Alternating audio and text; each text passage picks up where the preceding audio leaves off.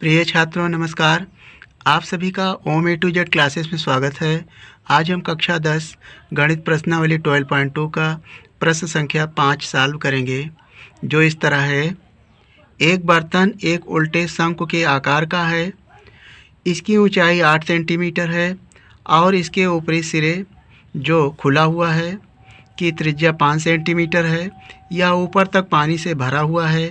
जब इस बर्तन में शीशे कि कुछ गोलियां, जिनमें प्रत्येक 0.5 सेंटीमीटर त्रिज्या वाला एक गोला है, डाली जाती है, तो इसमें से भरे हुए पानी का 1/4 भाग बाहर निकल जाता है। बर्तन में डाली गई शीशे की गोलियां की संख्या ज्ञात कीजिए। तो यहाँ पर हमें दिया हुआ है एक शंकु जो उल्टे आकार का बना हुआ है, जिसकी ऊंचाई 8 सेंटीमीटर है और त्रिज्या 5 सेंटीमीटर है। उसमें पानी भरा हुआ है और 0.5 सेंटीमीटर त्रिज्या वाला एक गोला, यानी गोलों की संख्या हमें ज्ञात करना है, जिसमें एक गोले की त्रिज्या 0.5 सेंटीमीटर है। इस तरह उसमें कितनी गोलियां डाली जाती हैं जिससे बर्तन के जो पानी है उसका 1/4 भाग बाहर निकल जाता है। तो आप जानते हैं कि जब कोई ठोस पदार्थ किसी पानी में डाला जाता है तो वह अपने आयतन के बराबर, यानी जिसका वो आयतन है जितना, उतना पानी विस्थापित करता है। तो इस तरह से हमें ये ज्ञात करना है कि गोलियों की संख्या कितनी है। तो इसके लिए एक फिगर हम बनाते हैं। यहाँ पर एक शंकु है। शंकु का आकार उल्टा हुआ है, यानी आधार निचला रहता है, तो यह आधार ऊपरी सिरा है जिसकी ऊंचाई 8 सेंटीमीटर है, यानी यहाँ से और यहाँ तक ऊंचाई 8 सेंटीमीटर है।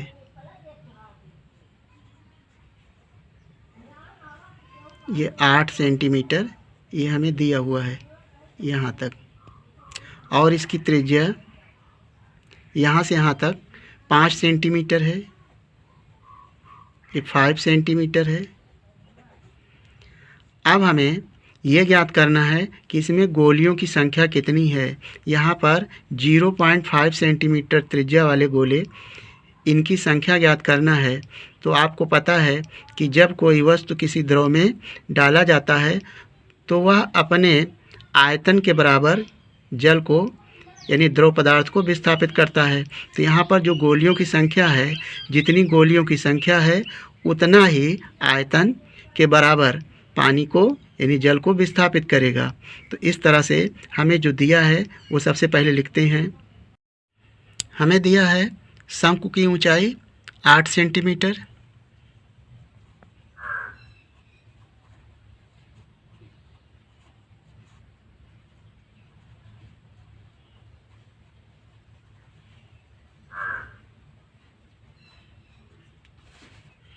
h बराबर 8 सेंटीमीटर। त्रिज्या शंकु की r बराबर 5 सेंटीमीटर, ये हमें दिया है। अब हमें गोले की जो त्रिज्या है लिखेंगे। गोले की त्रिज्या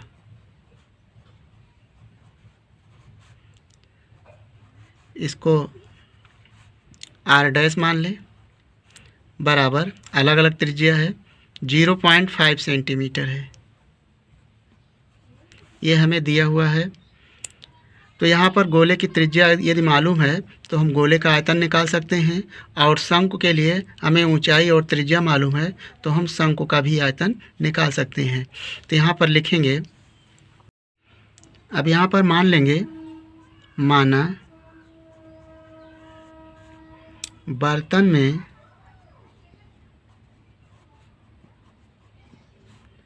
डाली गई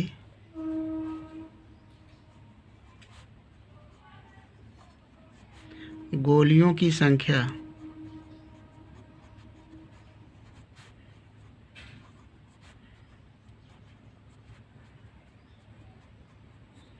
बराबर n, ये हम मान लेंगे। प्रश्न से यहाँ पर लिखेंगे बर्तन से विस्थापित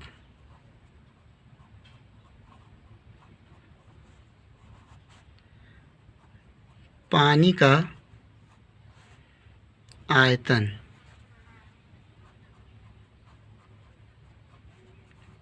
बराबर n गुणे गोले का आयतन का आयतन।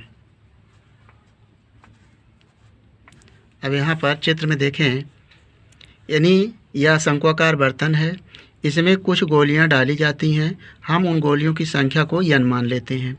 बर्तन में ये जो गोली है कांच की, जितना द्रव विस्थापित करेगी अपने आयतन के बराबर ये द्रव को विस्थापित करेगी।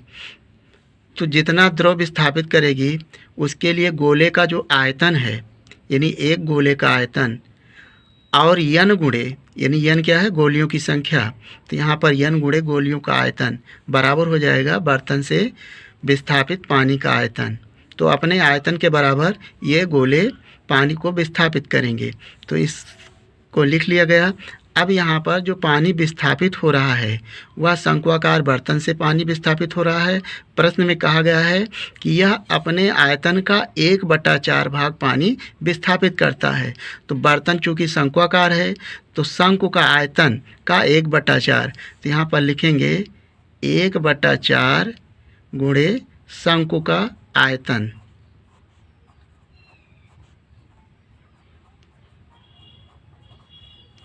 यानी जो पानी विस्थापित हो रहा है वह शंक्वाकार बर्तन से हो रहा है, तो बर्तन का आयतन होता है, यानी शंकु का आयतन 1/3 पाई r स्क्वायर h और उसका 1/4 बराबर n गुणे, n तो गोलों की संख्या है और गोले का आयतन होता है 4/3 पाई r क्यूब। ये गोले का आयतन है। अब यहाँ पर लिखेंगे 1/4 शंकु का आयतन होता है, सूत्र आप जानते हैं, 1/3 पाई r स्क्वायर h, ये शंकु का आयतन है, और n गोलों की संख्या गुणे 4/3 पाई r क्यूब। अब यहाँ पर देखें, 3 से 3 कैंसिल हो जाएगा और पाई से पाई कैंसिल हो जाएगा। इसके संकेत में हमने r डैश माना है, इसे आप r डैश इस तरह अलग संकेत ले लें क्योंकि त्रिज्या सबकी अलग अलग है। तो 1/4 हो जाएगा गुणे, अब r का मान रखें तो जो शंकु की त्रिज्या है वह 5 है, 5 सेंटीमीटर, 5 का स्क्वायर, और शंकु की ऊंचाई है 8 सेंटीमीटर, 8 लिखेंगे, बराबर n गोलों की संख्या है, 4 सूत्र का है, और r डैश गुणे 0.5 का होल क्यूब, इस तरह लिख लेंगे। अब यहाँ से 1/4 गुणे 5 का वर्ग हो जाएगा 25 और गुणे 8, 4 से काट सकते हैं, 4 दूनी 8 बराबर n गुणे 4 गुणे 5 को 3 बार गुणा करें तो हो जाएगा 50, 25 पंचे 125, यानी आप लिख लें 0.5 गुणे 0.5 गुणे 0.5 बराबर n गुणे 50, 25 पंचे 125, 125 को 4 से गुणा करें तो हो जाएगा 500, और 3 अंक पे दशमलव लगाएं, 1 2 3, 1 2 3 अंक पे दशमलव लगा दिया गया।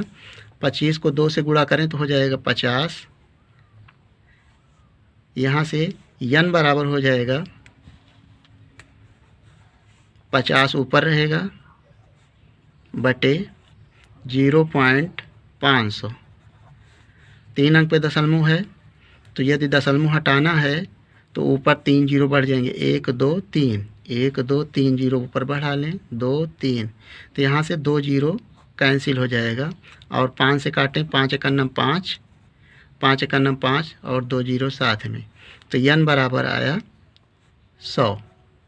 यानी जो गोलियों की संख्या है उनकी संख्या आई 100। तो यहाँ पर हम लिख सकते हैं, अतः बर्तन में डाली गई गोलियों की संख्या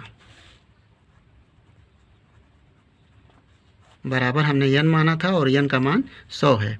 तो बर्तन में कितनी गोलियां डाली गई थी? 100, और यही इस प्रश्न का आंसर हो जाएगा। तो इस तरह से प्रश्न संख्या 5 को, प्रश्नावली 12.2 के जो प्रश्न संख्या 5 है, इसे हल कर लिया गया। शेष प्रश्न हम नेक्स्ट वीडियो में सॉल्व करेंगे। आशा करते हैं कि इस प्रश्न का हल आपको समझ में आ गया होगा। आपका अपना किसी भी प्रकार का सुझाव या डाउट हो तो हमें कमेंट करेंगे। यदि यह वीडियो पसंद आया हो तो वीडियो को लाइक कर लें। चैनल पर पहली बार हो तो चैनल को सब्सक्राइब करके इस वीडियो को अपने दोस्तों के साथ शेयर कर लें। वीडियो देखने के लिए धन्यवाद।